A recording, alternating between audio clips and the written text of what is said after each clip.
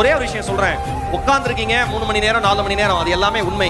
ஆனா கேட்கிற நமக்கு வந்து அவ்வளவு கஷ்டமா இருக்கிறப்ப ரெஸ்பான்ஸே இல்ல, பாதி பேர் ரெஸ்பாண்ட் பண்றாங்க, பாதி பேர் போட்டோ எடுக்கிறாங்க, பாதி பேர் வந்து கவனிக்கல, பாதி பேர் எந்திரிச்சு போறாங்க, பாதி பேர் டீ குடிக்கிறாங்க, பாதி பேர் அவங்க ஃபேமிலியோட பேசிட்டு இருக்காங்க. ஒரே ஒரு விஷயம் சொல்லவா, இத்தனைக்கு நடுவிலும் ஒரு மனிதன் தம் வேலையை தான் பார்க்கறானா அவன் மட்டும்தான் வாழ்க்கையில சாதனையாளனாகவே மாற முடியும், வேற யாரும் மாற முடியாது.